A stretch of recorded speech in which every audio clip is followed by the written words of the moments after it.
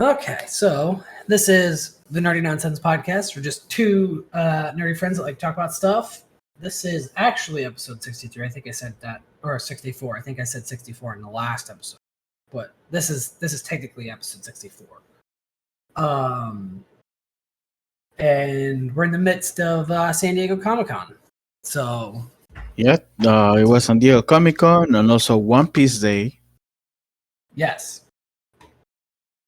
which I completely forgot about until I started seeing it everywhere, and I was like, "Oh, I knew I forgot something." Yeah, it coincide with San Diego Comic Con. But obviously, we're gonna talk about that in a couple minutes. Yes.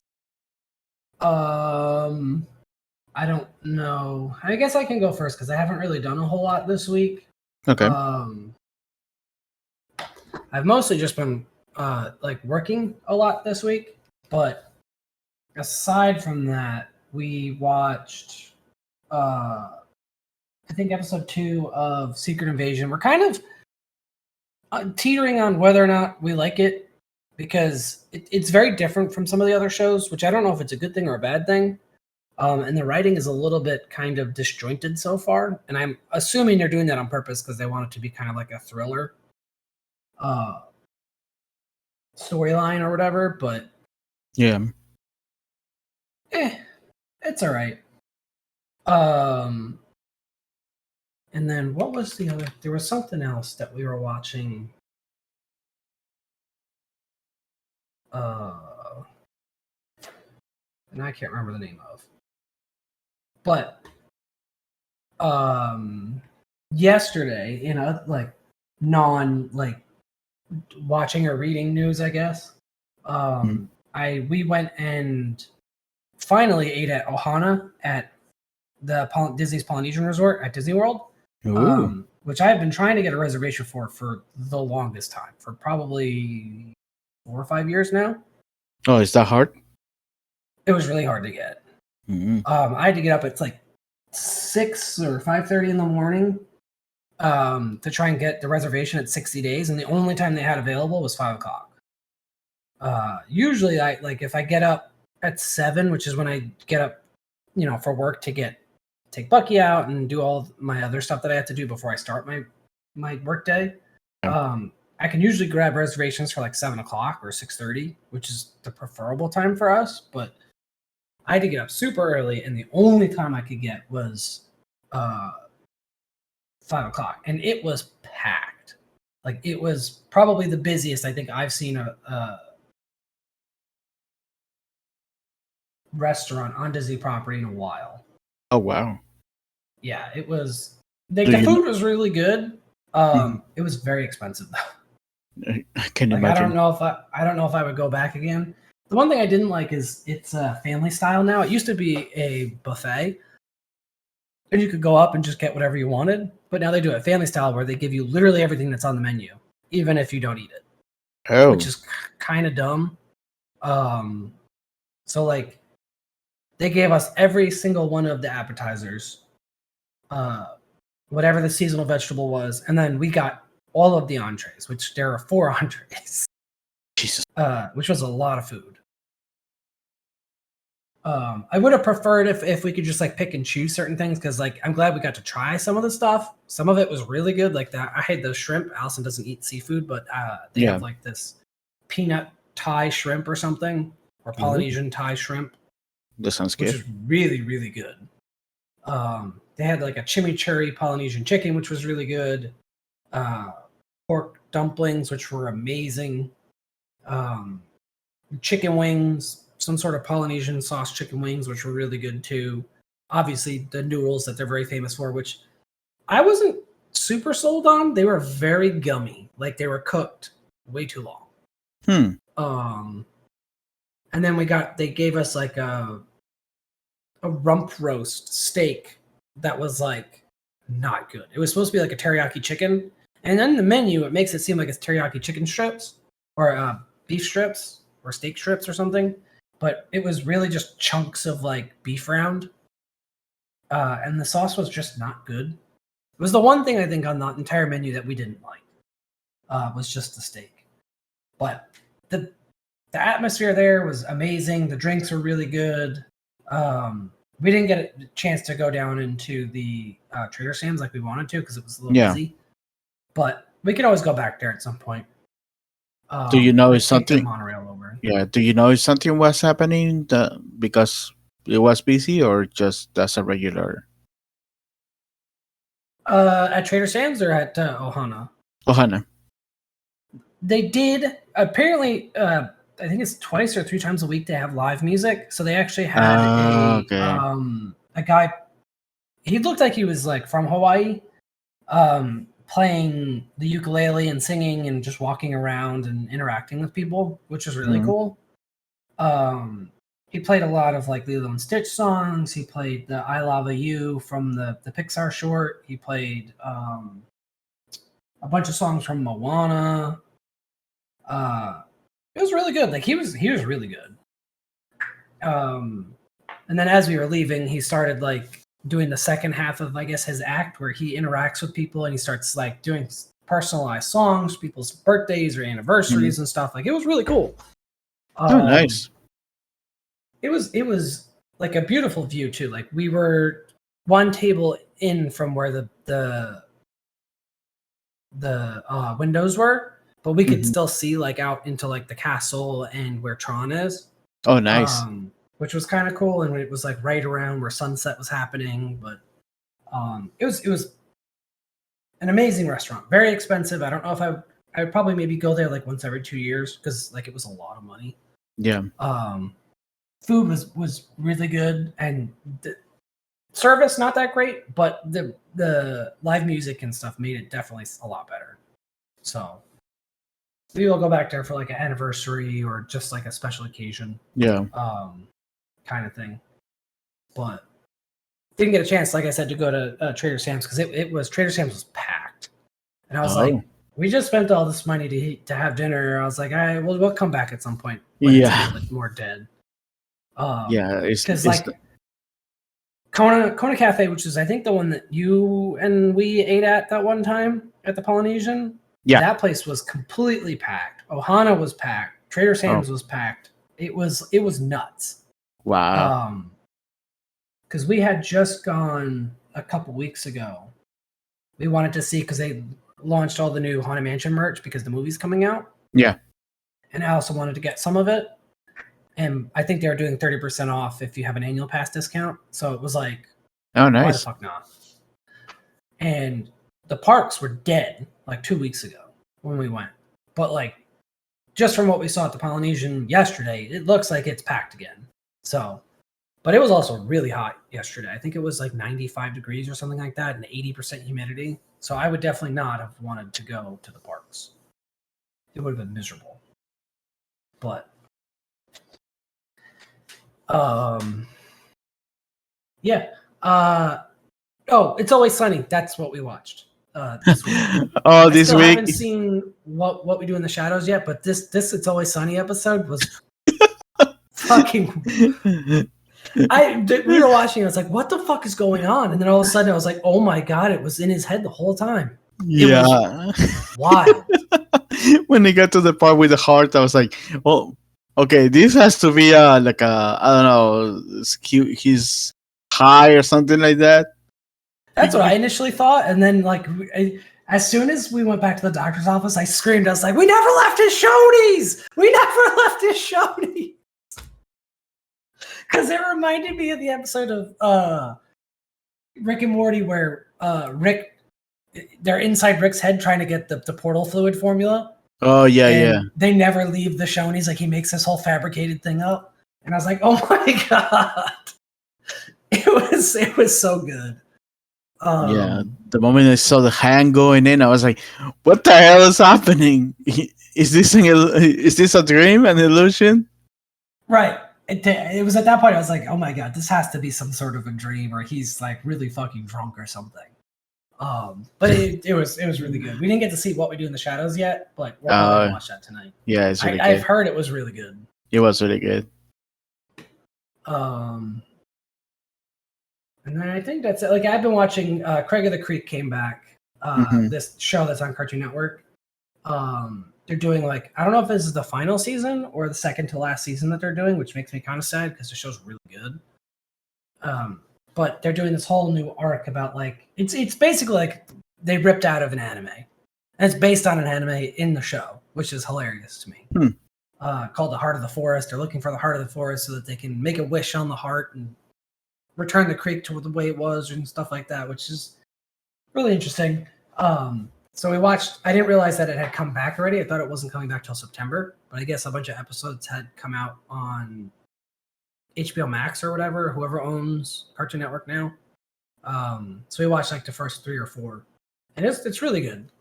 Probably go back and watch the rest of it either later today or probably tomorrow. We'll see. Got it. But other than that, not really a whole lot else for on my end at least. Okay. For me, well, here we go. It was Barbenheimer weekend. Yesterday I went to see both movies. There was a lot of people wearing pink at the theater the whole day. Not only on my screening of Barbie, but also on the screening at Oppenheimer. Some people had even some custom T-shirts, so I don't know if they've found it online or whatever. The reference in both of them, like Barbenheimer or I Am the Destroyer of Wars, but in the Barbie font. the Barbie font or the Barbie generator thing, like this Barbie is whatever. Yeah, there was a bunch of Etsy shops and stuff I saw selling like merchandise, so I'm not that surprised. How did you like Barbie? So between the two, I like Barbie a little bit more than Oppenheimer, but both of the movies are great. I guess with Barbie is because it's so much fun. It is a comedy in the end, but they go into very deep discussions and what you call it? Into the deep discussions about being a woman, and there's some talk about toxic masculinity and patriarchy and all the stuff. So I can see why certain people are complaining online, but fuck those people. But yeah, it goes into those places, but also it still keeps the comedy in, and the whole Barbie world is so colorful and it's just amazing, and so many musical numbers. I expected some musical numbers, but there were more than I expected, and they were fun. Anyways, Michael Cera just steals the scenes that he shows up because he's just Michael Cera. I heard he was like the sleeper hit. Like no one expected him to be as good as he was in the movie, which I'm hoping we can either this weekend or next weekend go and see it. Yeah, it's so freaking good, and but yeah, I love it. That's one movie that probably gonna be watching a lot of times. Oppenheimer on the other hand, it's another movie that I will watch multiple times, but it's something that I will watch when I'm in the mood because even though it's 3 hours, I didn't felt it. Like I was so invested and intrigued in the whole thing, but it is a really heavy. It's a heavy watch. It's a very, very depressing. Is how a lot of people kind of explained it. Yeah, there's a lot of that going on, and then there's the part that got me more invested in the film is there are like Nolan does this time different. He's telling the story across 3 different timelines, like 3 different events happening around. So 2 of them are like congressional hearings. So I'm like, for some reason, this is the part that I found more interesting, the congressional hearings part than the other stuff. But regardless, it is a great movie. There's so many people in this film. Some of them they just show up for a couple minutes, say this stuff and they leave the movie and maybe they might or might not come back. But yeah, Robert Downey Jr. is doing a great job in this one. It wouldn't surprise me if he gets nominated for a supporting actor.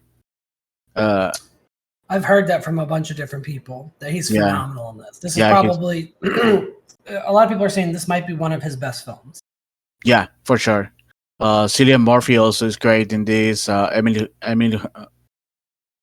Hunt is also amazing in this. But yeah, there's a strong cast all over the place. But yeah, those three for sure. I wouldn't be surprised if they get nominated for actor, actress, and supporting actor. But yeah, and obviously the cinematography on this is amazing. Nolan just keeps knocking it out of the park. And I know some people complaining about the explosions and everything. That I don't know, they were expecting something bigger. But the sound design around them, oh my god! Like obviously this isn't a spoiler because it's a historical fact. But when they do the test in the desert, the sound goes away for like 2 minutes before you actually hear the boom. You see the light and everything else before that because light travels faster than sound. Yeah, but they take away all sound. There's no soundtrack playing in the background, no music, nothing from the people, nothing until you hear the boom, and then when you start, and that's when you start hearing people talking or cheering or whatever.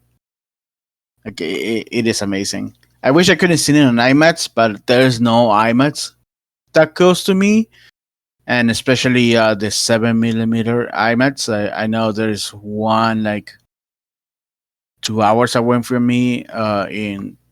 There's only 2 IMAX theater, but yeah, it's a great movie. But like I said, Barbie edges it just a little bit more, but nevertheless, it was a great time at the movies yesterday. Nice. Yeah, I definitely want to see. I don't know, Oppenheimer. I might wait until it comes out on streaming to see. Not that I don't want to see it the way Christopher Nolan intended, but it's a long movie, and I know Allison's not really into it as much, which I don't blame her. But Barbie, I definitely want to see in theaters. That's everyone's saying, even people who are like, I didn't think it was gonna be that great. They're like, it was the fucking best thing I've ever seen this year. So like, that's got me the most excited. Yeah. Aside from that, watching all my shows, Breach, the newest episode I saw yesterday, What We Do in the Shadows, a really fun episode. Always Sunny. What else? I started one new show. Oh, I started this new anime called Some 100, something like that. It's this guy that is a worker in in an office in Japan, and as you might or might not know, the working environment there is very, very, very stressful. It's kind of toxic. Yeah, to the point that people might commit suicide. But this guy is at that point at the beginning of the show. He's like, oh, at the beginning, he's like, oh, this is great. This is not one of those. This office might not be one of those. This and that, and then slowly in the first episode starts showing the nasty side of the Japanese work environment, and then he starts getting more depressed, and he's like, I don't want to go to work.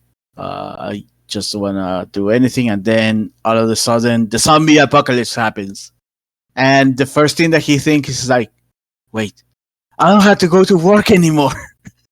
And the whole plot is like he makes a list of 100 things that he wants to do before becoming a zombie, because he's like, there's gonna be a point that I'm gonna get bored of these, so might as well become a zombie. But before that, they're gonna just do whatever I want, and he creates a list of 100 things that he's gonna do. So yeah, the series is mostly comedy, but it is in the zombie apocalypse. to the point that even though you see the people eating each other, it's not that graphic in that sense. And also, even though you see blood, most of the blood is like a colorful kind of thing, like a paint splatter all over the place. So it's kind of on that side. I know also Netflix is gonna do a live action version that it was produced in Japan. I think they announced it in their Doom event. I think it's supposed to be coming at the end of the year or something. But yeah, the anime just started on Hulu. They had the first 2 episodes in there, so I watched that. What else? The Crowder Room. I think we're 1 episode left. Once again, a really good show. Tom Holland is doing a great job in this. Don't want to give away the quote unquote twist, which doesn't happen until maybe the first 3 episodes or something. But yeah, it's really good. What we do in the shadows, and then Star Trek: Strange New Worlds. So this is related to San Diego. Yesterday they dropped an extra episode super early after they had their panel, and this is the crossover with Lower Decks, the animated show. Which so is it the episode animated, or did they actually bring in live action people from the Lower Decks? So there are animated sections, pretty much bookends.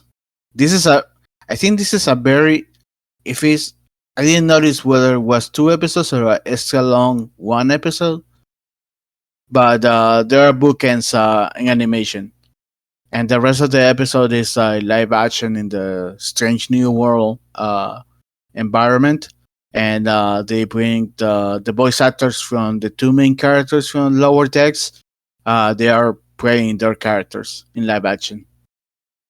So Dennis Quaid, who is he's Boimler, he's like dressed as him. They even gave him the purple hair, which is a good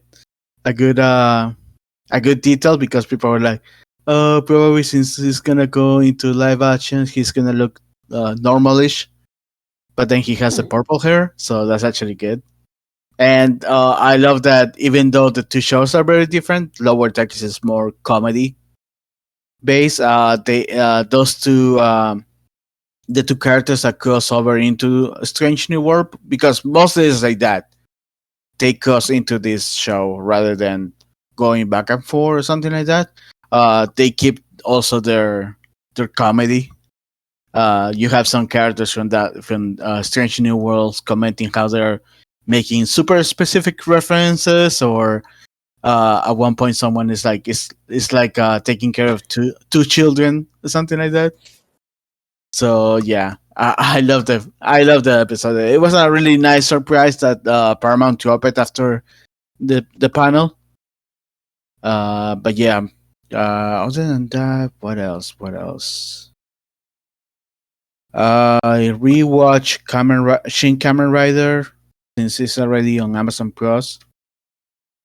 I mean Amazon Prime Video. I watched on Netflix They Clone Tyrone.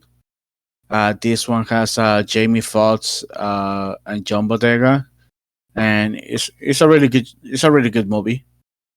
That's the new one that just came out on Netflix? Yeah, they dropped it on Friday. I've been waiting for that one to come out a while ago. It's a very sci-fi mixed with like black exploitation kind of thing, and there's a lot of social commentary behind the sci-fi plot, so it is really good. And then what else? I think that's it.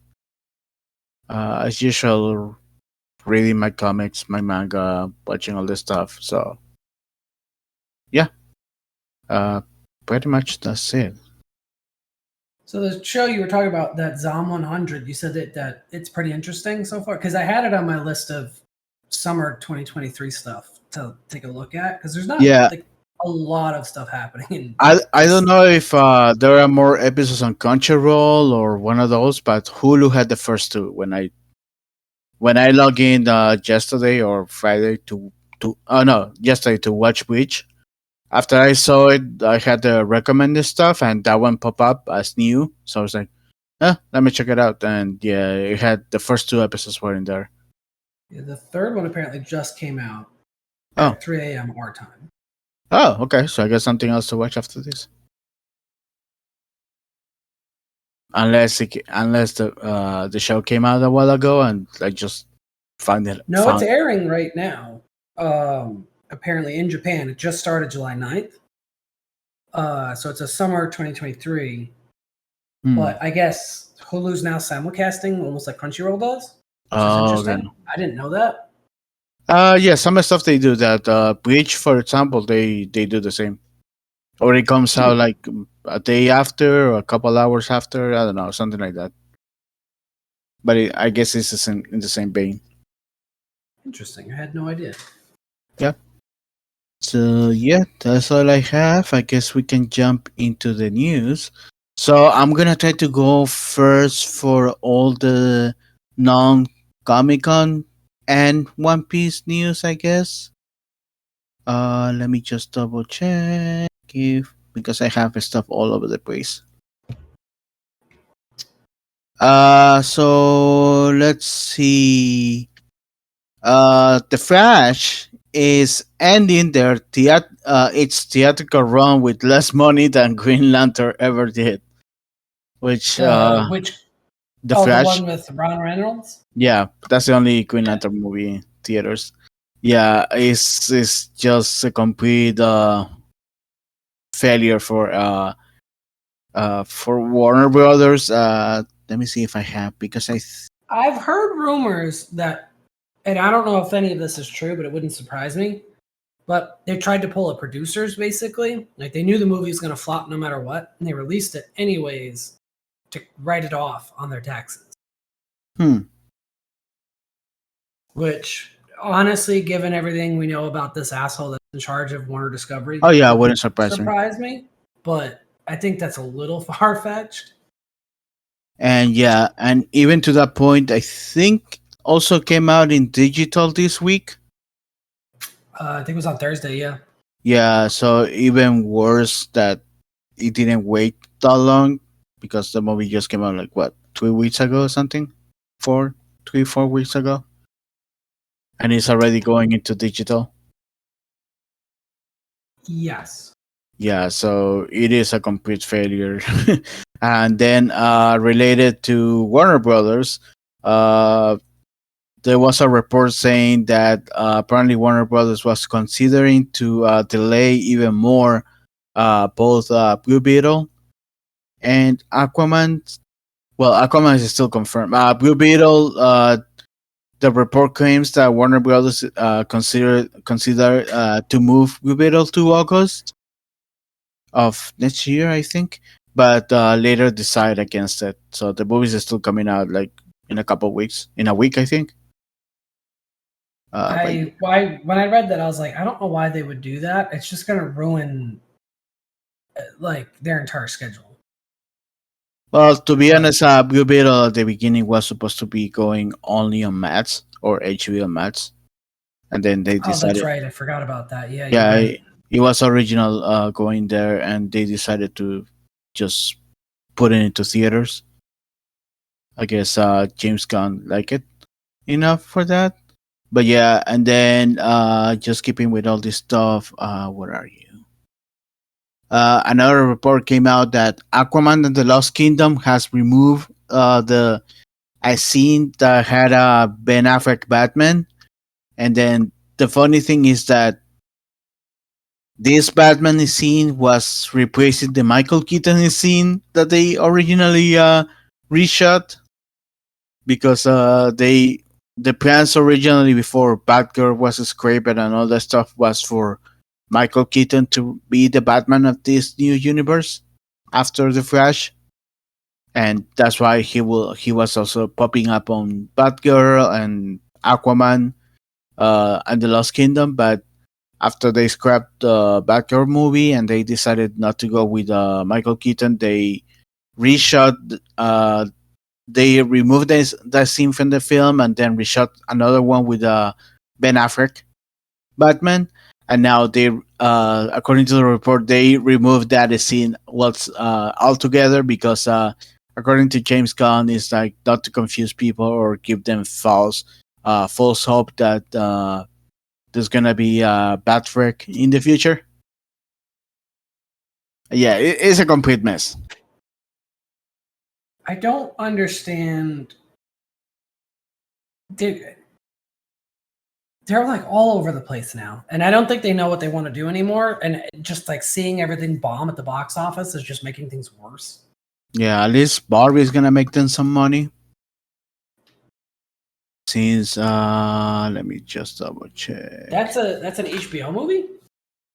It's Warner Brothers. Warner Brothers, yeah. Oh, I didn't know that. Yeah, no, it made It's 500 million the last I looked, which was I think as of yesterday. So 155 million opening, which is really good because it had 145 what you call it?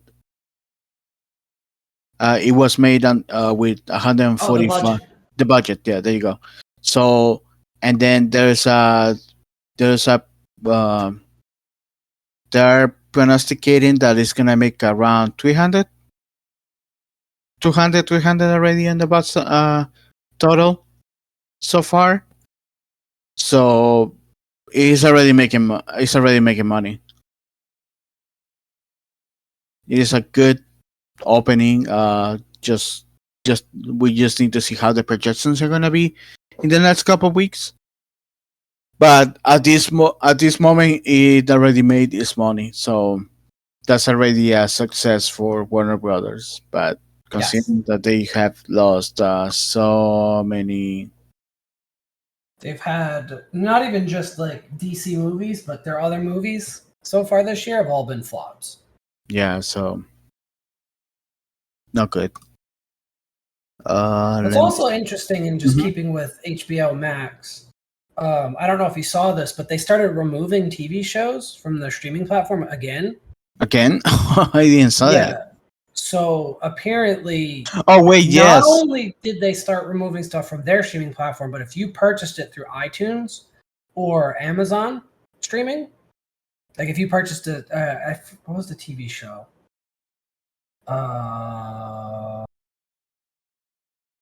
It was an Adult Swim TV show.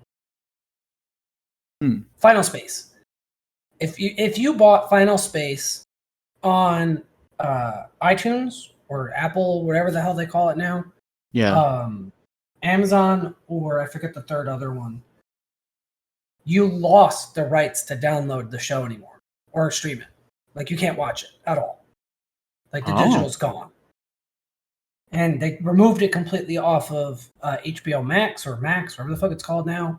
And they did it with another TV show, another Adult Swim TV show. And apparently they're doing it with more kids shows too. That's gonna be an issue because unless the people got refunded for that, they could easily sue Warner Brothers for that. There's rumors that people are gonna start suing because specifically for like Amazon, I don't think Amazon normally would ever do that. If you purchase something, you still have the retroactive rights to download that show. Yeah. Unless it was removed completely off the platform by the owner, which in this case would be Warner Discovery. So people are afraid they're going to start doing this with other movies and TV shows too. Yeah. Which is like, this is not heard of, but it's not unheard of. It's very, very, very, very rare that this happens. Yeah. So people are starting to get pissed that specifically they're removing Adult Swim TV shows that have ended, but also like that they're going to start doing this with other things too. Wow. So it's very, very weird situation. I only remember this happening with one other TV show. I think it was Infinity Train, which was another HBO Max show. Or it aired originally on Cartoon Network and then went HBO Max completely. Yeah. And this other show that was same thing. It was supposed to air on Cartoon Network, and it only aired on Max, whatever it was. So it's kind of weird turn of events.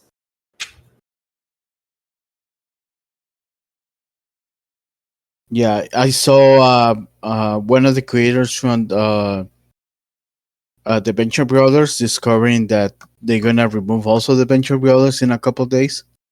That was the other one. They don't know if it's going to be completely removed so that you can't download it anymore, but apparently they're removing it so that it's not going to be on Max anymore, which is weird because the movie just came out on Friday. Like the finale of the entire series, the movie that they've been working on for the last 4 years is now apparently causing them to remove the show, which is batshit crazy to me.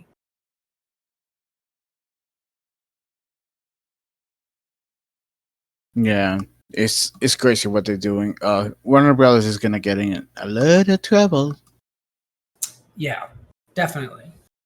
Let me see if I have anything else. I guess we can jump into Marvel. It was announced this week that Guardians of the Galaxy Volume 3 is coming to Disney Plus on August 2nd, while also The Amazing Spider-Man 2 is arriving on August 11th, which means that the only Spider-Man films missing will be No Way Home, and I guess Morbius if you count it. Is Venom 2 in there? I can't forget. I can't remember. I think Venom 1 is, not 2. I know Venom 1 is like, yeah. Then in that case, No Way Home, Morbius, and Let It Be Carnage will be the only missing ones on Disney Plus.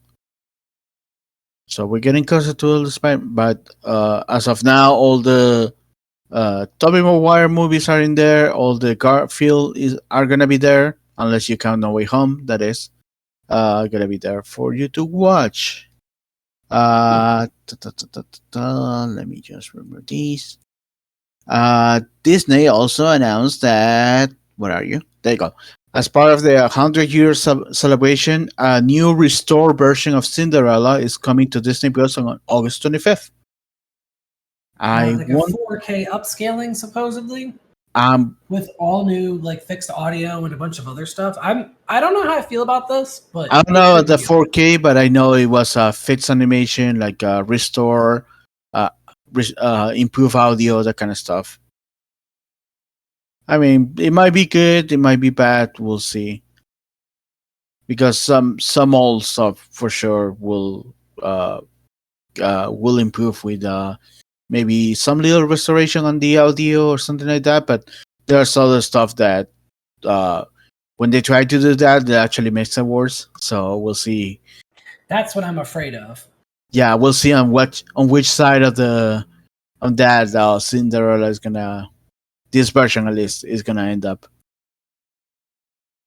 Let me see. I guess yeah, this is Disney parks. This week Disney announced that Epcot will get into the 100-year celebration from September 22nd to December 31st.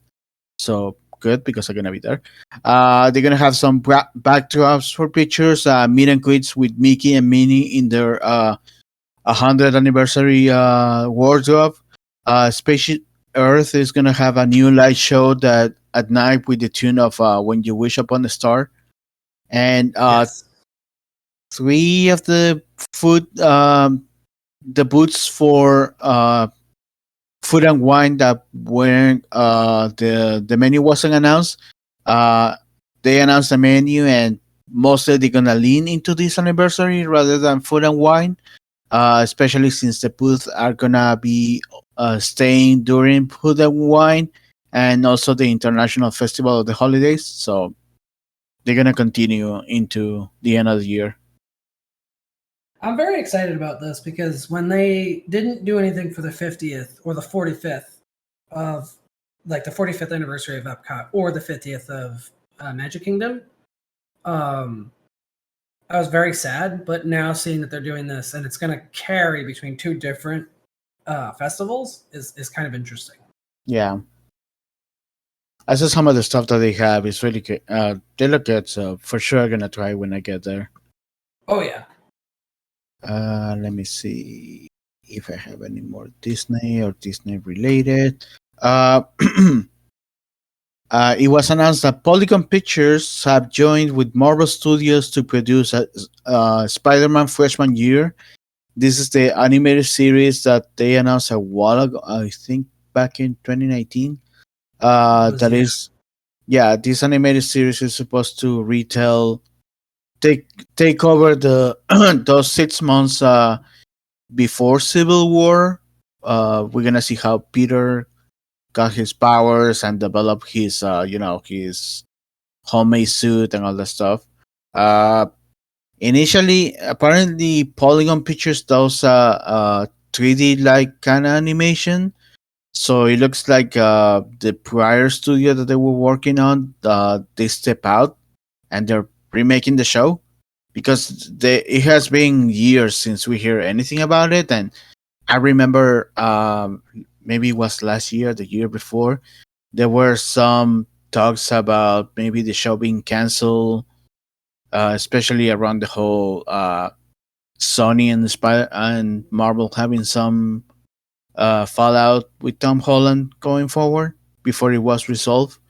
So I don't know, maybe that kind of delayed this thing and maybe put it on a pause. And by now they decided to go with another animation studio. We'll see because the they show some which San Diego. It wasn't 2019. I think it was last year, or it was a D23. I think it was the D23. Whether last year or the year before, they show some artwork for it, some designs, and a lot of people were saying that based on the design, it doesn't look like it's set in the MCU. It might be something.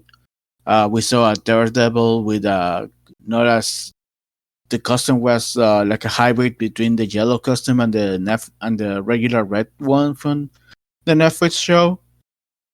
So it was kind of weird. I think Harry Osborn was in this, even though based on No Way Home, Harry doesn't, or at least as far as we know, Harry doesn't exist in this universe. So it was kind of weird then.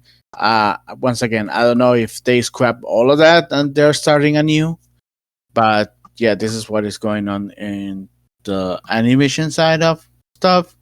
Obviously, Marvel didn't went to San Diego, so I'm wondering if we're gonna get some of this news for real at D23. I was gonna say I think we're gonna if we don't, there's gonna be a reason for that. But I think that we're gonna get at least something at D23. Yeah.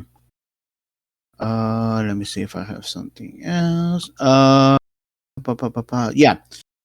So apparently, Secret Invasion might not be doing that great on Disney Plus, so maybe they're just trying to pad it some stuff due to the strike. But the first 3 episodes of Secret Invasion are gonna be streaming on Hulu. In fact, they started this week until August 17 or something like that. And I guess the I last, don't remember if it was yesterday or Friday. It went to Hulu the first 3 episodes. yeah, and yeah, they're gonna go until August 17, and I gonna assume that the last 3 episodes, they're gonna put them after these three are gone, because it will make no sense to put just the first three to not show the rest of the show unless they're trying to gain people. But I highly doubt that's gonna be the case. But yeah, once again, Disney is doing this kind of weird stuff. Just like as we said last week, Miss Marvel is gonna be going to ABC in when August, I think. I think it's August. Yeah, they're gonna show the entire show for like in between 2 nights during their ABC Disney night or whatever they have. But yeah, uh, maybe we will see more Disney Plus shows going into ABC and Hulu. Who knows?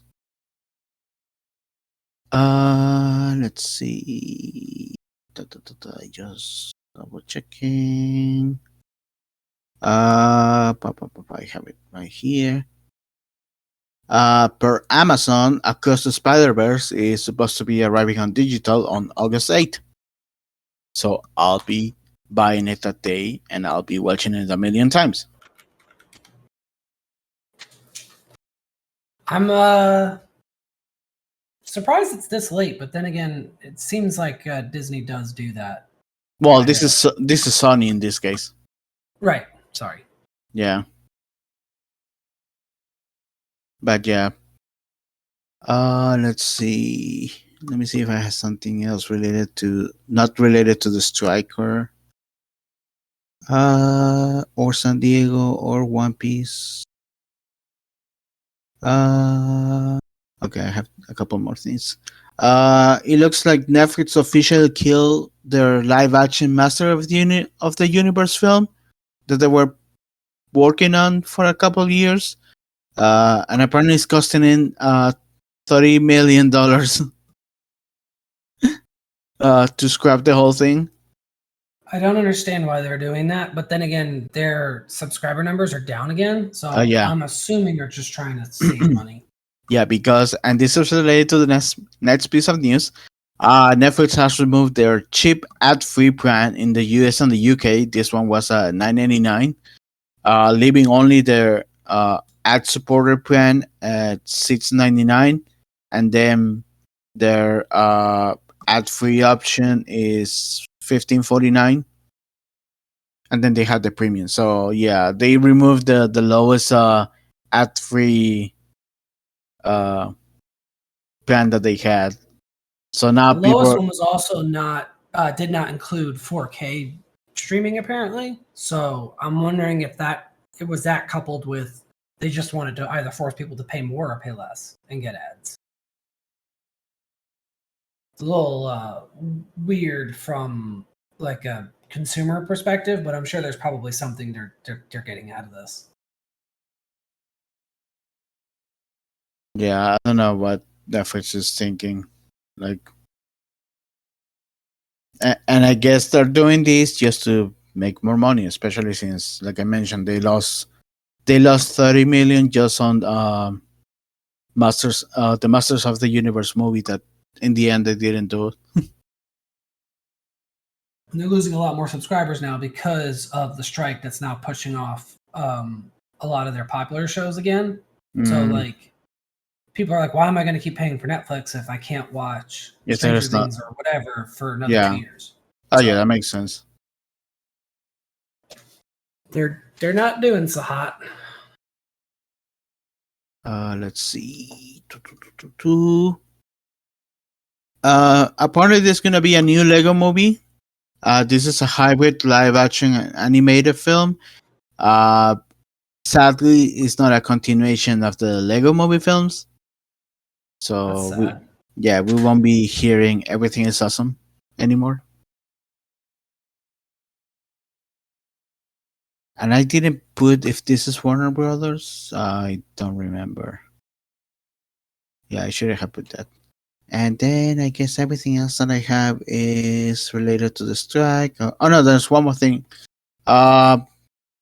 Universal Studios the parks Halloween Horror Nights. Apparently there is around going. Well, they announced a new house. This is for Chucky, the TV show. And then I completely forgot was a thing. Oh yeah, apparently it's on season 3 or something. Yeah. I was like, damn, I didn't know it went that far, but good for them. Yeah, that one, and then I was watching just today this Park News or whatever. They announced a whole bunch of houses for the Singapore Universal for their Halloween Horror Nights, and apparently there is at least this streamer, but I guess it's the same for other streamers that they have contacts inside on these the parks. Apparently, there's a list going around with all the 10 houses confirmed. They went to the list. I won't say it here because obviously there is still not official, but they pretty much said that they're waiting. Just it's a matter of days before Universal Parks confirms all this stuff going on. From what I remember from the list, there's a couple movies, more movies, and everything else is like just their IP, like new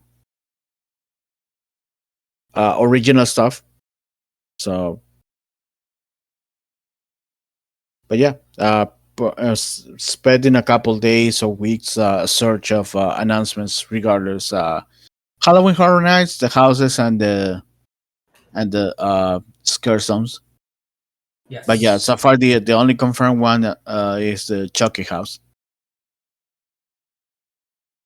And then we can jump into the strike because there's a whole bunch of stuff that were announced that is gonna be delayed. Per a report from Hollywood Reporter, they said that the Wicked movie was 10 days away before wrapping shooting, but they stopped due to the strike, so that's backlog for them. They were this close to finish. There's another thing that because of the strike in Disney, the world premiere of Haunted House, they had instead of having celebrities on the red carpet or purple carpet, I think it was for this one. They had cast members dressed as Disney characters just walking the carpet. So you got Cruella, Maleficent. I think there were a couple costume characters, like the big costumes. Just walking the red carpet, it was hilarious. Because Jimmy Lee Curtis and none of those people show up because of the strike. Right. They did already, although drop some content that probably they did before the strike. That they did before the strike. Not probably, they did before the strike. Like I saw, like Owen Wilson and Lakeith Stanfield dressed as Haunted House cast members, getting people onto the ride. That was a funny video, but yeah, they had their world premiere with just Disney characters, and obviously people making jokes online that can we ask Cruella what she thinks about the strike or stuff like that. It's pretty funny. Yeah, obviously they didn't ask that kind of stuff because they didn't want to get the cast members in trouble. But yeah, that was a funny thing. Let's see. Interview with the Vampire Season 2 is the latest show, also stopping production because of the strike. This is an AMC show. Apparently it's going good to go into a second season. The first season did really surprisingly well. Yeah, we watched it. It was pretty good. Definitely different than the Brad Pitt one from the 90s. Oh, interesting. I know at San Diego, AMC had installation related to this show, and it looked really good. Like I think they transformed this whole. I want to say it was like a office space or whatever to look like a. I think the show is set up in New Orleans in the 1800s, 17. No, it's like the well, in this one, it's like the 1910s. Oh, okay. But yeah, they made it look like you were on the streets of New Orleans for that time period, and it looked really good. But yeah, obviously they didn't have a panel because no stars or whatever. Yellowstone is going to air this fall on CBS. This is the show that Paramount owns and shows on. Is it Paramount Plus or Showtime? I think it's Paramount Plus. Oh yeah, Paramount Plus is Yellow Jackets is the one that I still can watch until they merge the Paramount Plus app with until they merge everything into Paramount Plus. Yeah, Yellowstone is the one that I can watch. I still haven't watched the show, but I know it's also really good. Getting it has gone Emmys and all the stuff. but yeah, they're gonna move it to the fall on CBS because of again the strike. They have nothing to replace it with. I also saw that CBS apparently is adding a couple reruns and reality slash game shows as well, because that's the only thing that they can shoot without going over the SAG, getting in trouble with the SAG. So let's see, the live action Lilo and Stitch film also has been halted. Sorry, has been halted because of the strike. This one just started, so I think they're still even they haven't even shoot anything. They're in pre-production, but yeah, they're at the moment they're waiting. The other show that also has halted and having just a couple weeks or a couple days before finishing filming is Andor season 2. Apparently, it was just a mere weeks from finishing. Uh, the the script was done before the strike, so they were counting on that. But because of the strike, they couldn't finish the actor strike. They couldn't finish filming, so that one is Yeah, gonna they be were like 99 or 98% done with the show, which kind of sucks. yeah. So now they're gonna have to wait, which sucks for them. Let's see. Challengers. This is the movie with Zendaya that many people on the internet are making the memes about her and these two guys. On the apparently there's gonna be a sex scene or a sexy scene. I don't know how much they're gonna show. The movie has been moved also to April 26th, 2024. It was supposed to open on September 15th. In fact, during Oppenheimer, I got the trailer for that film and I saw the date. I was like, nope, that's not happening anymore. It has been moved also because of the strike, and because of the strike as well, it was supposed to premiere on the Venice Film Festival a couple weeks from now, but they canceled it as well. Let's see. Do I have something else before San Diego? Ba, ba, ba, ba, ba. Just double checking. Other than that, it's just a lot of artists on many shows, especially the Netflix shows, have been coming out during this week showing how little they've been getting during for residuals, especially those shows that are on online or on streaming. One of the big examples was Chemical Green from Orange is the New Black. She shared a video. In fact, she was one of the first people sharing this week that started the whole many people showing their stuff as well. I think she was the one that I was talking about last week, but yeah, she got like $16 or something like that. 27 $27 in the residuals, and she even commented that how higher up in Netflix was boasting at one of their parties how the show made so much money for them. Right. And she was like, disgusting. Yeah. Yeah. Also, actress Lena Hall from Snowpiercer. She said that for season 4, a lot of the series regular have to do a full body and emotion capture scans without being told for why. And obviously, she was like, "Well, now we know why." These a-holes wanted to what you call it, use our image likeness. Yeah. They started Netflix started doing that apparently last year or the year before. And some studios have been doing it for like years, which is concerning. Yeah, I even saw today another actress. I didn't recognize the name, but she said she was on. Damn it! What show? I know the show. It was a popular show on, I want to say, Hulu, and between seasons she had to wait. She was waiting on confirmation about coming back. They told her that she will come back, but they had her waiting and didn't release her from to do something else. which is something that I saw this week. In fact, also the SAG released all the propositions that they sent to the to the studios and their responses, which 80% of the responses is rejected.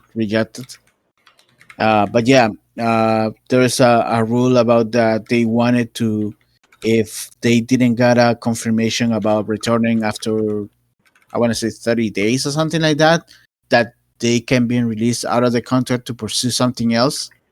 So these actors was saying how in between seasons for the show that she was doing, it took a while. It took like 2 years between the shows, and at that time, she was contacted by Marvel to do a show or a movie, and she couldn't accept it because she was bound to this the show contract. And then after that, after the season that she did happened, she was let go to from the show, and she tried to contact Marvel again, but nothing happened, and she hasn't been able to work for the last 2 years. So because I guess she got a reputation of not being available or something. That's I'm gonna assume that's the case, but that's one of the main things that the SAG in the contract that the SAG was trying to do with the studios. That's one of the points that if after 30 days there's no shooting or not moving of season or whatever, they wanted the actors to be able to pursue other opportunities instead of waiting for the studios to finally do something. Because that's affecting a lot of people, and I think for that one they either they rejected it or they uh, put a ludicrous response about, I don't know, we reject the 30 days, we can do 3 months, something like that, and we are bound to terminate the contract if we see fit, or some bullshit like that. And obviously that's why many the negotiations didn't went through. But if you read through the whole thing, there's a lot of some of the responses that they're making. They're super like they're like being assholes about it, and the points that the SAG is making are actually good. Yeah, there's a lot of kind of seedy stuff that's now coming out that I know we kind of touched on it last week, or we had our concerns that a lot of them are coming out to be true, which is kind of fucked up. Yeah.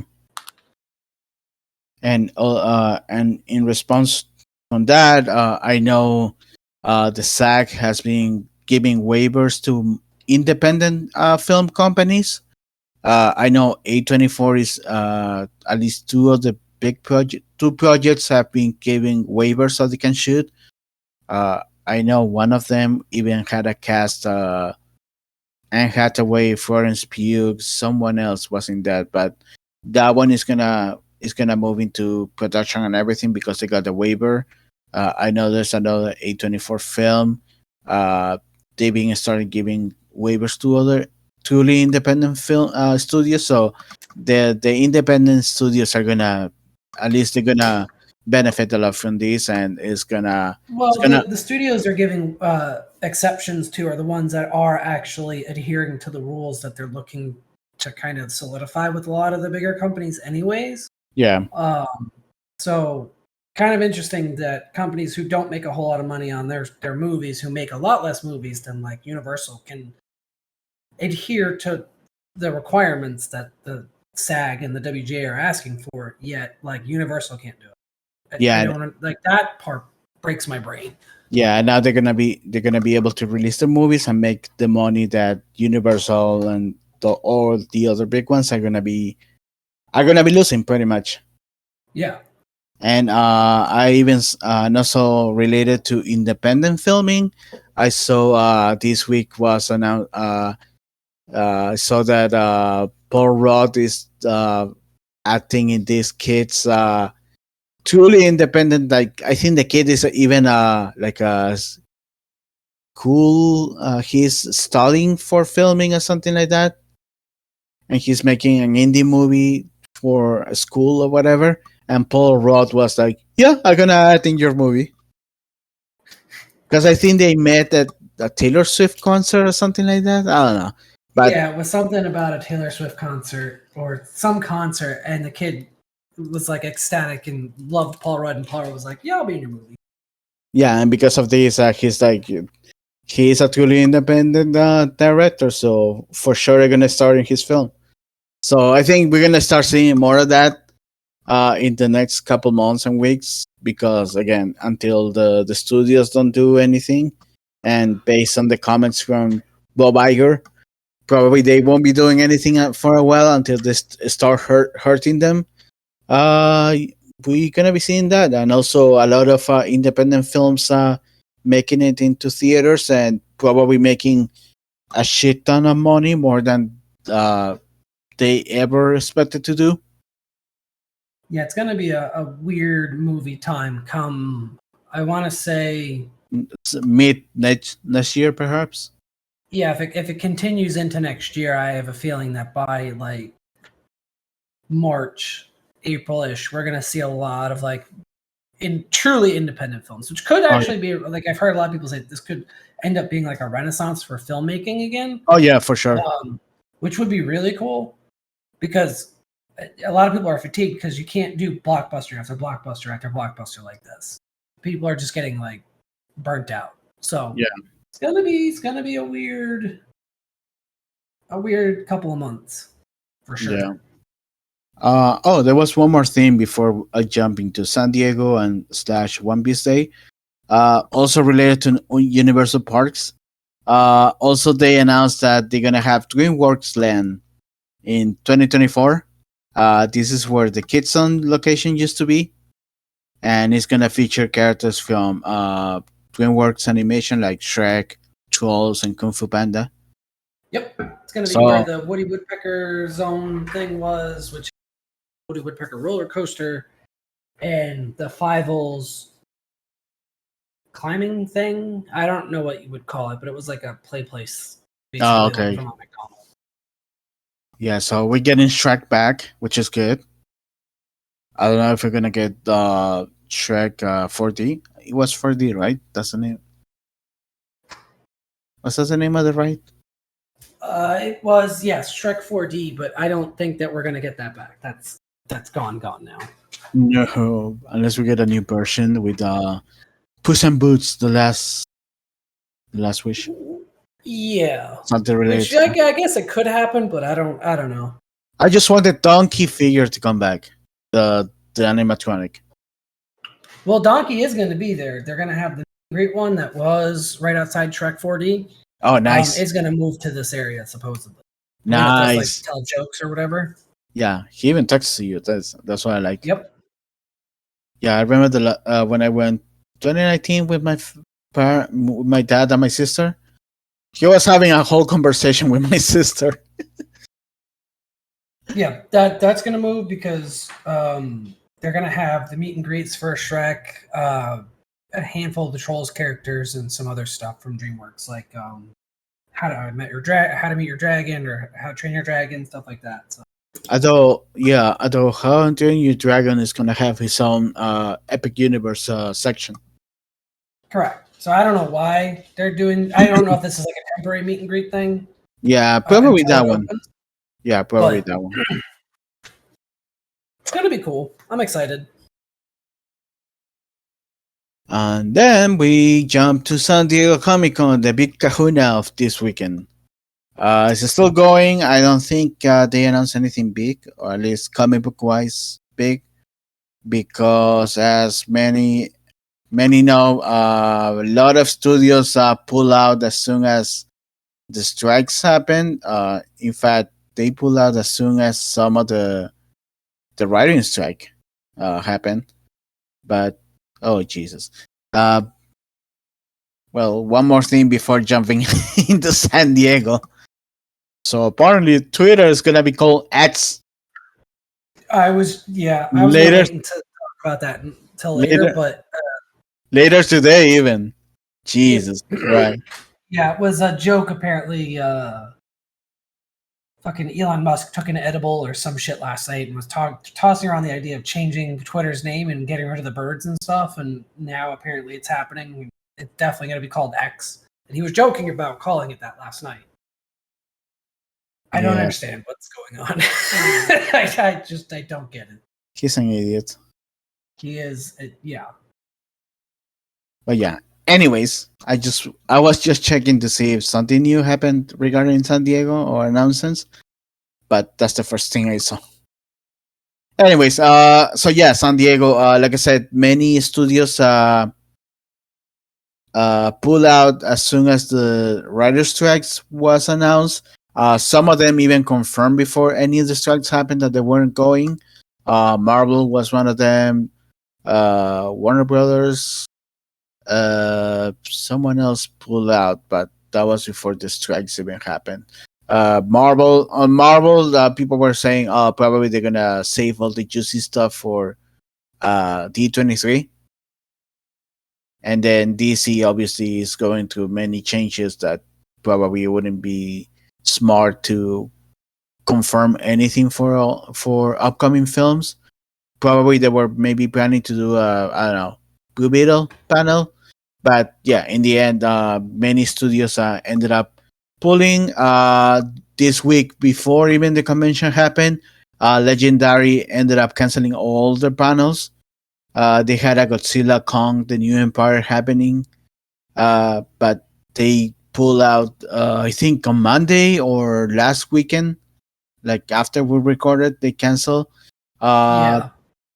The Metal Apocalypse panel was canceled as well this week.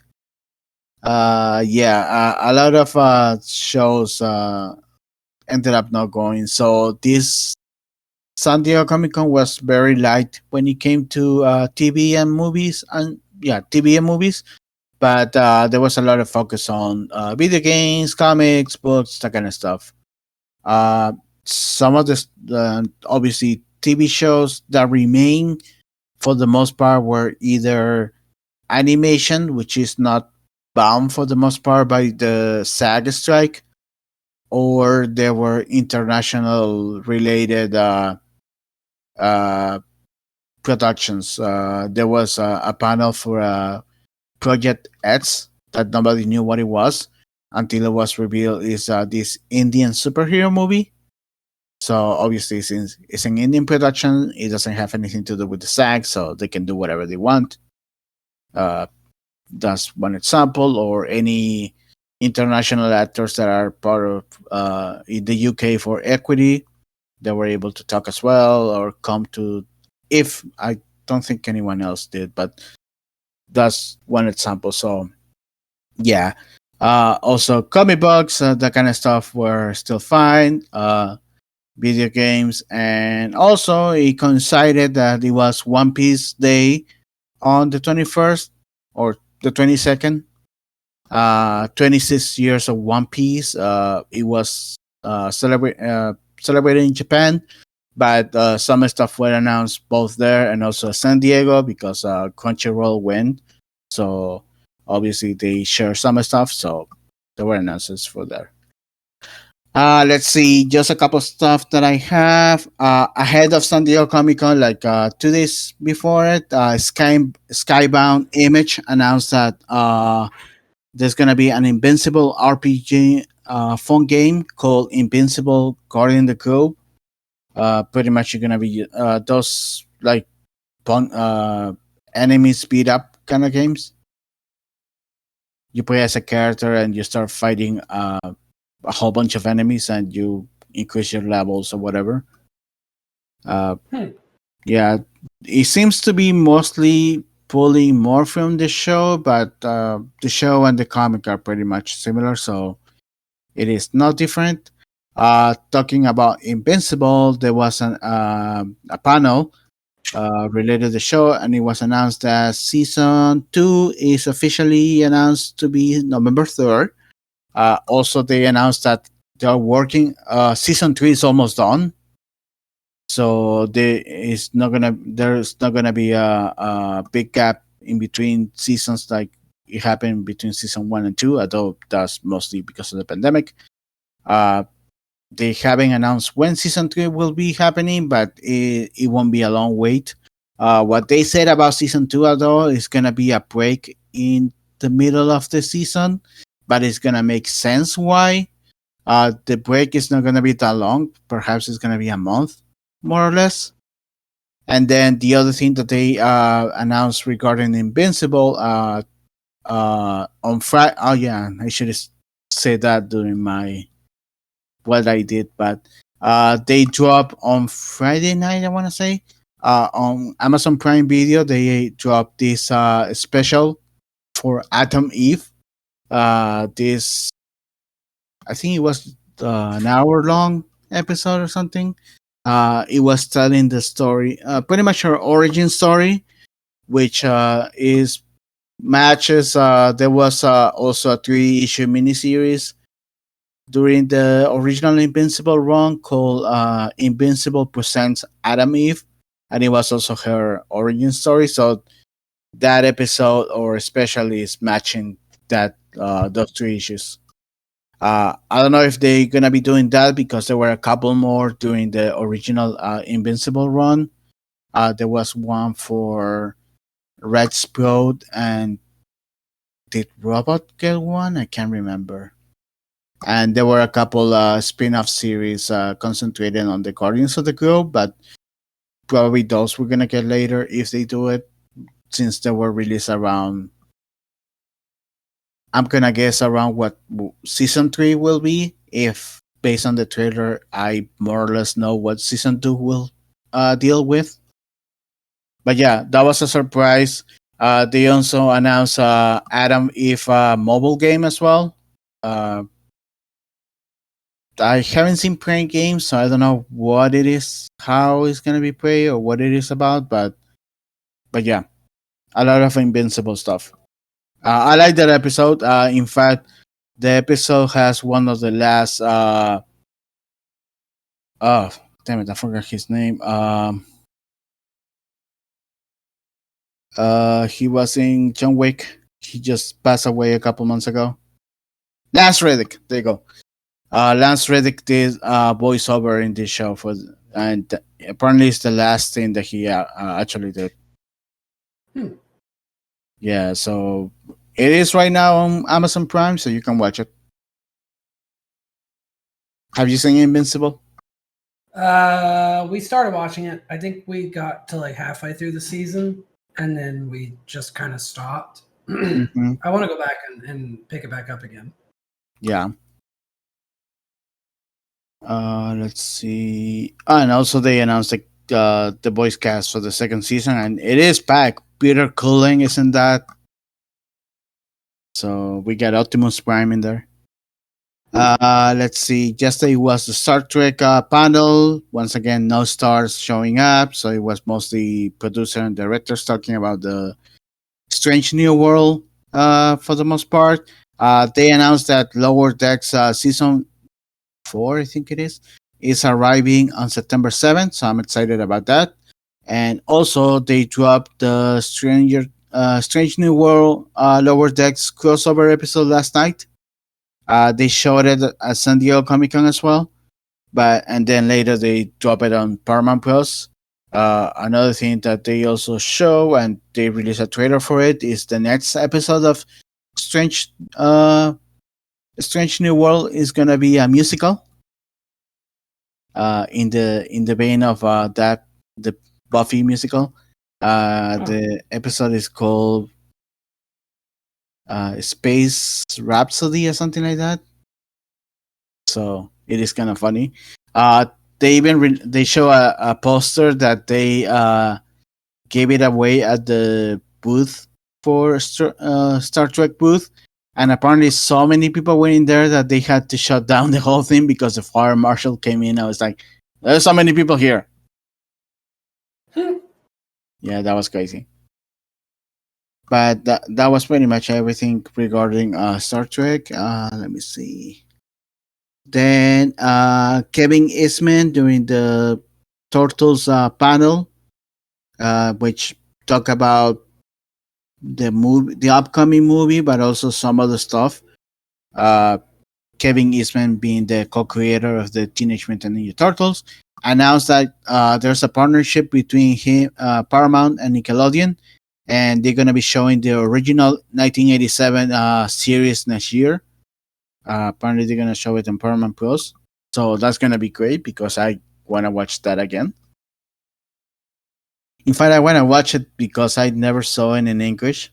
I wanna compare what I remember in my childhood since I saw the show in Spanish. So I would like to go back and rewatch it. It's been a long time. yeah, so yeah, they're gonna have that. On the comic front, they announced the Last Running is getting a sequel. I don't know if you know anything about the Last Running. I do not. Yeah, so this is like a future story in which pretty much the turtles, except for one of them, and I'm not gonna say which one it is, have been defeated by the hand, the foot. They've been killed, and only one of them is the last survivor. And he comes back to New York, which has been transforming to this city state or something, to fight for his brothers and try to free everyone. It's like the Dark Knight Returns of the the Teenage Mutant Ninja Turtles, and in fact, and it did really good. That now we're getting a sequel. I know they're working on an animated movie based on that. There's a lot of toys. NECA is doing a whole series on them, and they were showing some of the figures that some of the new figures of the line this year. But yeah, for I think the first 3 issues or whatever, you don't know which of the turtles it is, or was that revealed right away? I can't remember, but yeah, we're getting a sequel, so that's gonna be cool. Pa, pa, pa, pa, pa. Warner Brothers. So they announced Harley Quinn season 4 is officially releasing on July 27. They show a trailer. It looks really fun. Harley is working for the good guys. Ivy is working for the bad guys. So shenanigans ensue. She's like the how do they call it, the she CEO, but she or something like that. CEO. CEO. Yeah. Stupid thing like that. And then Harley is working with the Bat family, so she's like have his own pink suit or whatever, and she's like, "Oh, let's get ready to kill these people." And they're like, "Harley, we don't kill people." Nobody told. I didn't get the memo, and they're pointing at signs all over the cave saying, "No killing, no killing, no killing." But yeah, I can't wait for that show to be back. Let's see. Also, DC Animation announced 2 new films for 2024. The first one is Watchmen. So I know somewhere Alan Moore is creating a curse again for DC. And then the next one is Justice League Crisis on Infinite Earths. They didn't release much information on it, so I don't know if this is like if it's gonna be part of the Tomorrowverse, which is the shared universe that they having their last couple movies in. But if it's Crisis for that one, is in my opinion is way too soon to be having a crisis and restarted the whole thing. And if it's an adaptation of the original book, it's gonna confuse a lot of newcomers because that book is tense. Like you need to have at least a little information, like knowledge on DC Comics at a time. Unless they're trying to do it a very basic version of Crisis as well. I don't know, but yeah, they announced these 2 will be coming in 2024. Let's see if I have any more DC. Well, this is Warner Brothers. Just DC Comics related. DC Comics announced they're gonna have a crossover miniseries in October. Justice League versus Godzilla versus Kong. So yeah, the legendary monsters versus the Justice League. So that's gonna be fun. I mean, DC has crossovers with other stuff that actually are not part of their universe or even their comic book publishing rights. They have share crossovers with other companies. There has been Teenage Mutant Ninja Turtles and Batman. In fact, there are 3 miniseries, I think. With IDW, they had the Star Trek Green Lantern crossover. This is the Star Trek from the J.J. Abrams movies. What else? I know there's another crossover that I remember. Oh, Planet of the Apes and Green Lantern as well. So yeah, this is not the first time that they done really crazy crossover, but it is one of those. Then we have Adult Swim announcements. Apparently, apparently Cartoon Network is gonna divide itself into 6 different blocks or something like that. Like Adult Swim and something for I don't know live action and this and that. But they announced 3 new series for Adult Swim.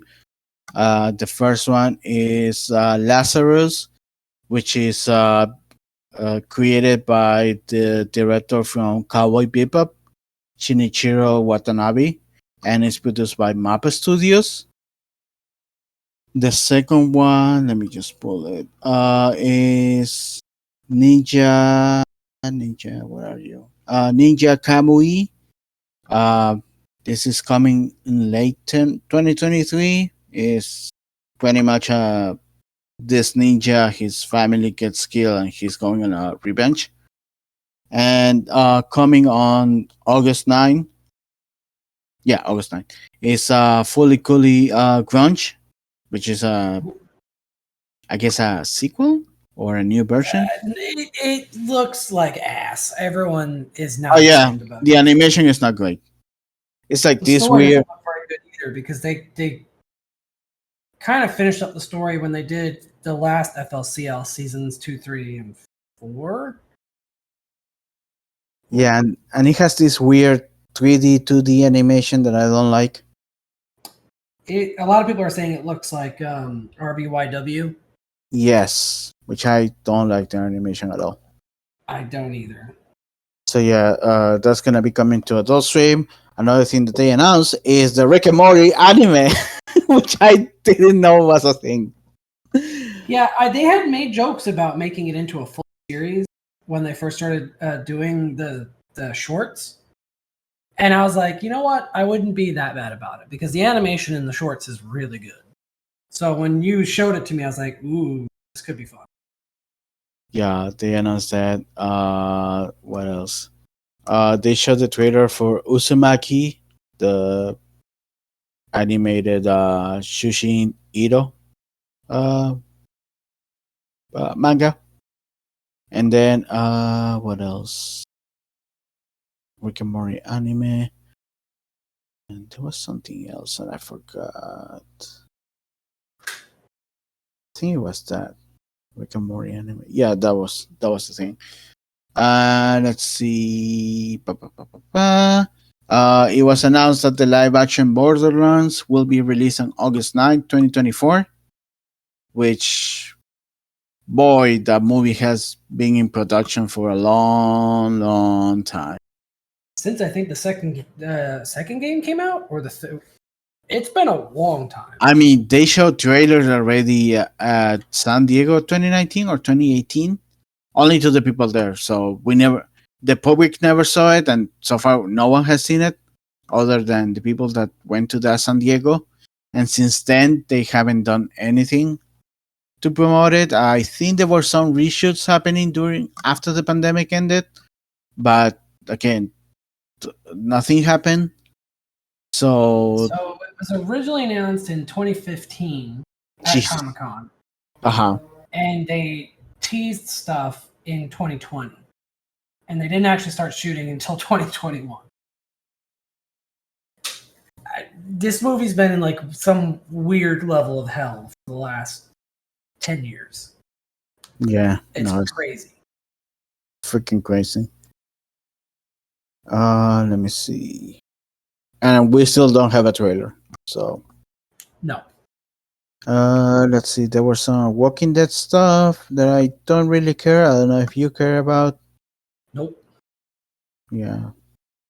Yeah, they show I'm some. over The Walking Dead. It's Yeah. They show trailers for the new shows that they're doing. Apparently, Daryl is already in season 2. I had no idea. Yeah. When they said that, I was like, oh, I didn't even know season 1 came. Cool, I guess. Unless it hasn't come out and they are already working on season 2. Who knows? Let's see. Marvel Comics just announced a whole bunch of comics related stuff. One of the main things, at least that interested me, where they're gonna have a one shot for uh, called X-Men Blue, which is gonna tell the story of Nightcrawler's birth. Then we saw a couple preview pages for the new Miss Marvel book, which she's a mutant now and an Inhuman. How that works, I don't know. But next week, the book where she's coming back is gonna be released, so we'll see on that. They announced also a couple crossovers for later in the year. One of them is gonna be Spider-Man crossover called Gang Wars. It's gonna crossover with Amazing Spider-Man, the Miles book, Spider-Woman. It's gonna be a Luke Cage one issue. Uh, Daredevil is getting a mini series out of that related to it. That kind of stuff. We saw some of the costumes for the upcoming Marvel films and shows on the floor on their booth for during the weekend. They had the Guardians Sauce Among Us suits spaces. Yes. They had some stuff from Loki that we haven't seen yet. It was really good. There was like a hazmat suit or something like that. They looked really cool. This is stuff that's going to be in season 2, right? Yes. Sylvie suit, when I think it's Loki suit, worker for the TVA, a hazmat TVA suit, a bulky one. It looked really cool. We saw the costumes for the Marvels yesterday. Carol, Kamala, and Monica. Did they have Fury's costume as well? I think so. Oh no, it was the bad guy from the film and a little statue of Goose. Then I know they show another thing during the weekend, but I can remember. Since it's related to Marvel, they had also stuff for Ahsoka. They show some lightsabers, some props. They even had the mural from Rebels, from the last episode of Rebels, that they have painted the whole team. They have it there for photo shoots. I was so jealous because I wanted to take a picture with that. That is going to be in the show as well. On the toy side for Marvel, which I'm interested, on the Black Series figures for Hasbro, they show it's going to be an Ahsoka, Sabine, and Hera figures based on Ahsoka show. A new This is the Argent HasLab you were talking about? Hasbro, yeah. No, the HasLab is gonna be the Ghost. This is for Yes. their smaller line, the 3 4/4, I think it is. This is the vintage collection. I don't collect those because they're smaller. I have the Black Series, which is 6 inches. But the HasLab, they announced the HasLab, which is the Ghost. This is for those 3 and whatever figures, but it is really big. And last that I checked, it was halfway done to be already back. As soon as they announced it, I think it went and shot up to almost halfway completed. Yeah, like funding is concerned, I which haven't. was kind of not that surprising. Oh no, for sure. And the ghost has been rumored for the last couple of weeks in the collector channels and Twitter. So it was a no brainer that probably they're gonna do the ghost, especially with Ahsoka coming soon. Yes. So yeah, that's the next Star Wars has lab. So that's that. Another figures that they announced, at least for the stuff that I'm interested in. We're getting a Past Beast lab, which is one character from Clone Wars, and R2D2 from his appearance on the Mandalorian. I already pre-ordered the figure because I'm missing an R2. At least in the new style of boxing, those figures are better than the prior ones. So those are the ones that I'm collecting, and they this is the first R2 that they release in this new packaging style. So it will be improved over all figures. So that will be my first R2 on this line. And then for Marvel on the Hasbro side, they announced a whole line for the X-Men 97 show. As far as I know, for the X-Men 97, they had a panel and they show some clips of it, but so far we have no release date or anything, so that's why I didn't talk much about it.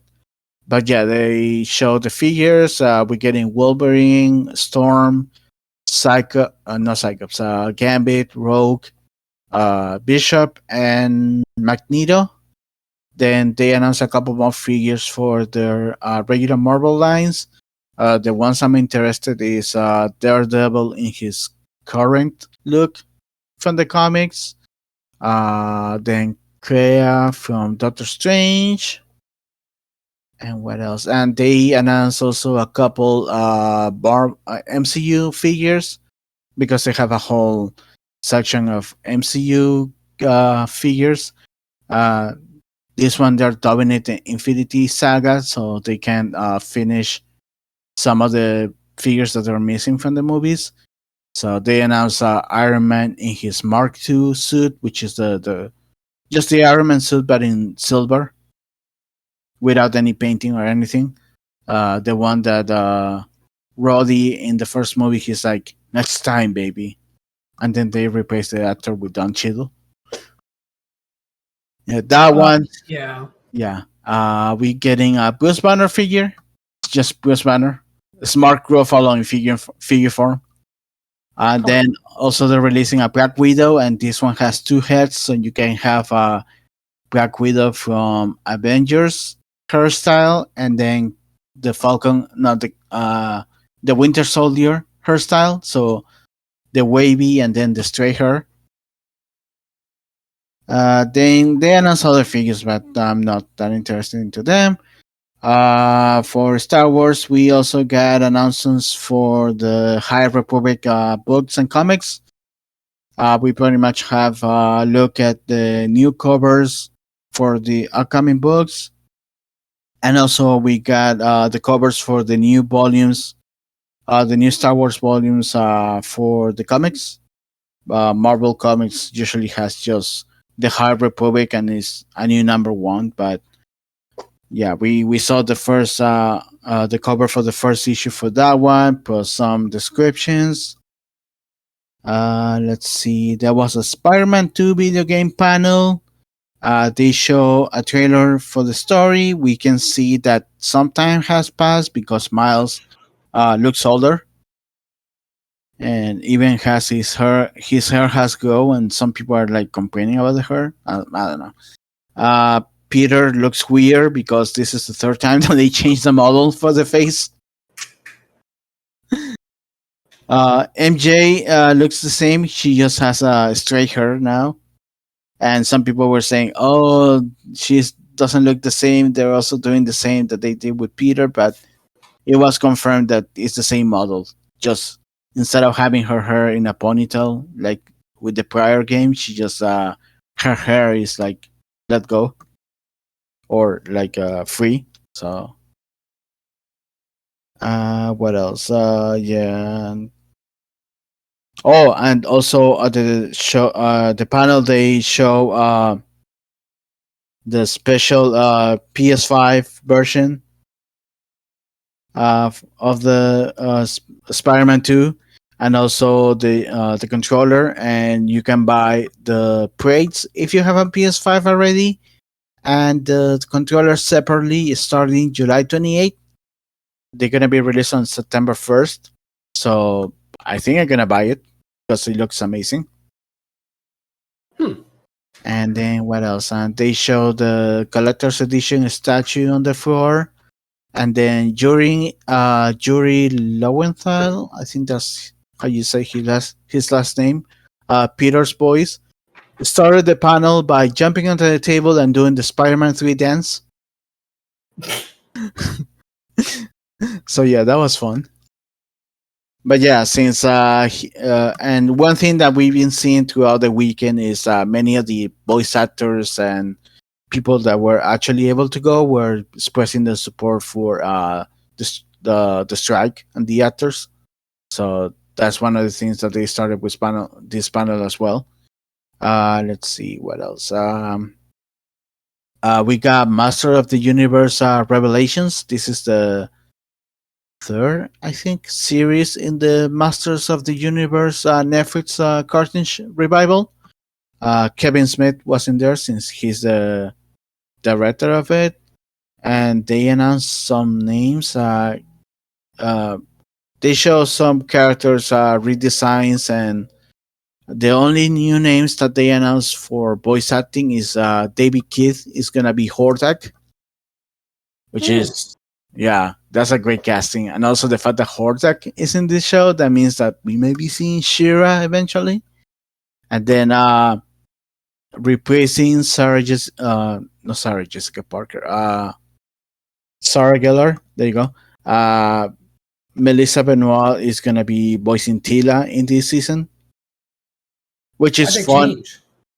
I don't know. I guess the original voice actress is not available. Yeah, I guess that makes sense. But it's funny because the guy that voices He-Man is married to Melissa Benoit. So, and then it's funny because there's this whole flirtatious romantic thing between Adam and Tila in the show. So it's funny now. And then we saw the new design for Skeletor. Since this season he's getting an upgrade for the new bad guy. He looks pretty good. Oh yeah, he looks amazing. And I know that Shatner is gonna be in this show as well, voicing someone, but they haven't revealed who. But Kevin Smith make a joke about William Shatner and Mark Hamill facing each other, because Star Trek, Star Wars. Which is funny because they also did a series of Grubhub commercials together, or was it DoorDash or something like that? Which was pretty funny. And then on the toy side, the biggest reveal that half of the internet was freaking about, or at least the half that cares about it, is apparently this show is gonna be. Have you seen the live action movie with with Dolph Lundgren, the old one? Oh, Dolph Lundgren, yes. There's like this little creature in there. Vaguely. Yeah, well, he's gonna be in the show. So they show a figure of that, and people are like freaking out. It's like, what? He's in the show? What the hell? So yeah, that's funny. Let's see. Oh, I forgot to comment. Also, HBO Max is gonna release this Fiona and Cake show based on Adventure Time, and it's gonna Fiona and Cake spinoff, which is that's the second time they've tried to do the spinoff, I think. Yeah, it's coming on August 31st. I've never seen the show, so I don't have any. This looks like it's going to be not set in the same Adventure Time universe from the clips that we kind of saw. Mm-hmm. So I'm excited to see what this is. Because the one-off episode that they did was like an alternate universe of the same show, but this is going to be an alternate universe in a different universe. So it's kind of interested to see what the final product is going to be. Huh, interesting. And then just a couple more things. Toy wise for me, NECA and show and announce more figures that I will eventually get. Uh, Even though these were show prior, they show again their dinosaurs, the the Jim Henson puppets TV show figures. There's Earl and the baby, and they show that they come with more accessories that we knew. They were showing that at the show. More Gargoyles figures. We finally saw Elisa Massa figure. They also gonna release a Broadway in his detective look, so that's gonna be cool. And then apparently there's gonna be a two set of Demona and Goliath, but the younger versions. There is an episode that they go back, the present versions go back in the past, and they see their younger selves, and shenanigans ensue. But they're gonna release a 2-pack based on those past versions. So I guess I'm gonna have to get that one because I haven't been able to find the Demona figure by itself. But yeah, and then the last two things that I have, Crunchyroll. This is in part of the One Piece Day announcements. They announced that 3 One Piece films are gonna be streaming on starting July 21st, 27. I mean, One Piece Film Red, One Piece Film Gold, and One Piece Stampede. Let's see. Also for One Piece Day, there were a lot of figure announcements, toys, statues that might or might not make it to America. But the two biggest things, aside from that announcement from Crunchyroll, they show a trailer for the upcoming Gear 5 episode, which is gonna be insane. It's gonna be airing on August 6th, and they do multi streaming, so it's gonna be live everywhere at the same time. They show just a little teaser, and it looks amazing. They are bringing animators from all across the globe to work on this episode, so it's gonna be a big episode. And also, they are releasing merchandise around Luffy's Gear 5th, so that's one thing. And then the other big thing that they show was a new trailer for the live action series, and this one showed a lot. Like if you know your manga, you know where the 8 episodes are gonna cover because you can see characters. In fact, you see the big bad in this, and yeah, some of the stuff looks great. I'm still not used to some stuff. They still look a little uncanny valley, but maybe I'm gonna get used as I see the show. Oda even sent some letters to pretty much everyone saying that he worked hard on this alongside Netflix. Not to worry about characters or events happening different or missing. This is his own thing, but it's made with the same heart that he puts into the anime and the manga. Uh, Pretty much reassuring the fans that uh, this is this is faithful, even though it's gonna be something because it's 8 episodes, and I think it's gonna cover the first 3 arcs. So there's gonna be differences here and there, and also especially differences based on the medium. There's stuff that there's no way you can make it in live action, even if you have the technology to do, because it's gonna look super weird or uncanny valley. Even though the show is supposed to be kind of fantastical in that sense, we saw many new characters that we knew they're gonna be cast.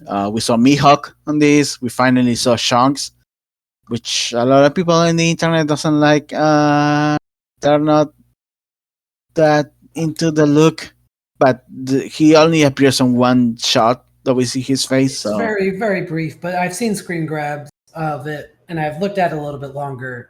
I don't hate it. The only thing so far that I don't like in the information we got yesterday or the day before was Arlong. Arlong is the only thing that gives me fucking nightmare fuel. That's my thing. Arlong, and there's another fishman in that trailer that we can see for a second.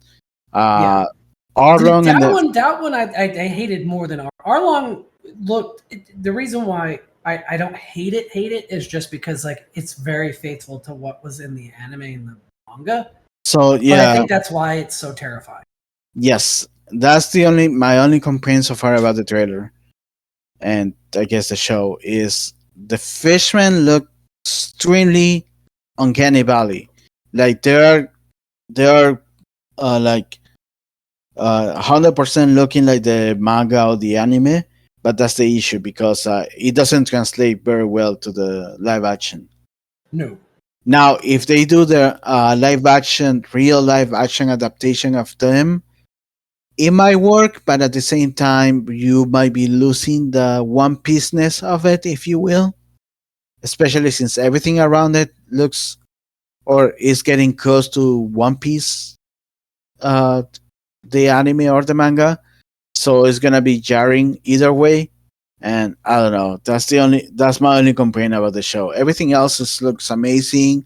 Somebody was pointing out the details that on the trailer that every single costume the Straw Hats are wearing, because unlike the anime and the manga, they seem to be changing a lot more. And every single costume that you see them wearing has appeared in the manga, either in the story of or a cover or those inside illustrations that Oda does for some chapters. Yes. Every single costume that they're wearing you can find in one of those, which is a cool thing. At least Zoro, Nami, and Usopp, Sanji, and Luffy don't have that much differences as far as I seen on the trailers. Sanji's suit does change twice in the trailers. Yeah, he has the black and he has a blue suit, and they both have different like outlinies, kind of. Yeah, probably the shirt. Yeah, probably the shirt that he's wearing is gonna change more, and like I said, probably all of those are from the manga. Luffy, as far as I seen, I think he only has 3 different customs so far, and one of them is his iconic red and blue. Yeah, he doesn't change that much. What in the the manga and the anime, he doesn't change that much either. There's only like a handful of times where he wears something different. Yeah, so yeah, but the attention of detail on that, and then there's one scene at the very end that they're looking at all these this wall of wanted posters all on top of each other and everything, and people had noticed some characters that they might appear into the future. You see Foxy, even though you don't see his whole face. There's one character that is even from the time skip in there. I was like, holy crap. Yeah, there was a lot of Easter eggs in that. Yeah, so again, the show I think even might be cringy or might not be successful. It is 100% One Piece. Like I can feel it. Again, my only criticism is the look of the fishman, but that's more of a uncanny valley lost in translation, or the translation is not lost but it doesn't fit on the live action side, that kind of stuff. Yeah, Allison was saying we should bully Netflix like we did with Sonic and have them change them. Which I actually, looking at it again, I didn't. The first time I watched it, I was like, no, he looks just like he does in the manga. But I watched it again this morning, and I was like, no, it's definitely unsettling. I don't like it. So I definitely, I understand why they did it. I just don't like it. Yeah. I'm really hoping that it's not as jarring when you're watching it as it is in the trailer. I know, we'll see. And that's pretty much all I have, unless you have something else. Trying to think. as far as that goes, I think that's pretty much it. Yeah. The only other thing that I had that I thought was interesting is yesterday, Marvel made such a big deal about revealing the new Frank Castle. Oh yeah. Rather. In the end, it's just a new character that they're creating. Right. A shield agent. Right. He's taking over for Frank Castle or something like that. Mm-hmm. I don't hate it. I after someone else had explained it to me, because I was talking to someone else about it last night when they announced it. I was like, why are they making such a big deal about this? And he was saying it's because all these military people and cops love the Punisher logo. Oh yeah. And it's being taken by like right-wing nut jobs that I think they're trying to make a bigger deal about it to quell that, which I didn't even think about, but it makes sense. But I'm curious why they're retiring, or at least for now, retiring Frank Castle for someone else. It's a little weird to me, but I mean, Frank. There's a story reasons for Frank. It was happening in between his book and Daredevil, so there's an explanation of why he's no longer around. Gotcha. Okay, I must have missed that. But that was really the only other thing that I had. I just thought it was that we're getting a new kind of take. I don't know if it's a completely new take on Frank Castle or the Punisher as a whole, but it seemed kind of interesting to me.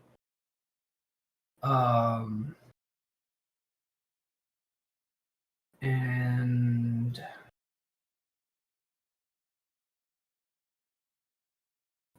yep, I think that was it. Oh, I remember what it was. We got some leaked footage.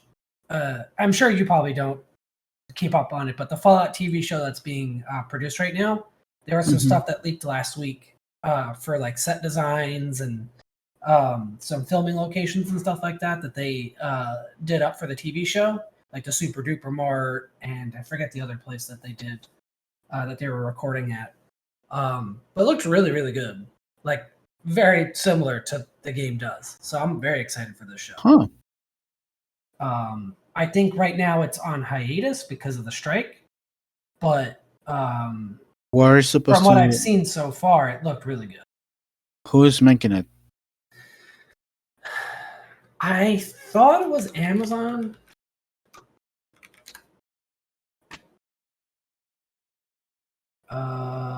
Yeah, Amazon Prime.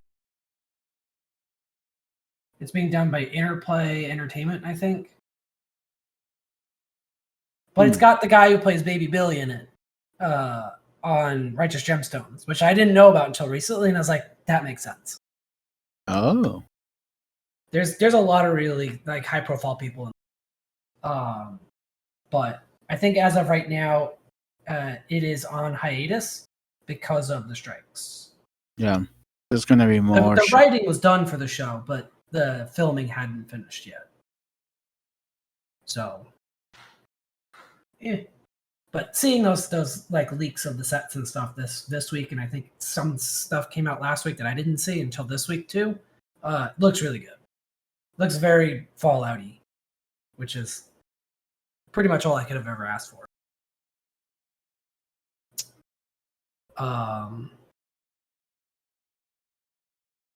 And yeah, that's pretty much it.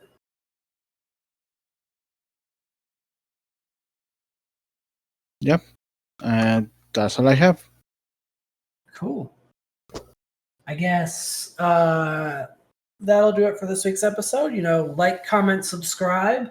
Let us know if there was something that we missed that was like something you're super into that we may have just like glossed over, because there was a lot of stuff that came out in the last 2 days for San Diego Comic-Con. So I'm sure there definitely is stuff that we missed. And hit us up on Twitter or X, whatever the fuck it's going to be at the end of today, as of recording on July 23rd, at Nonsense Nerdy.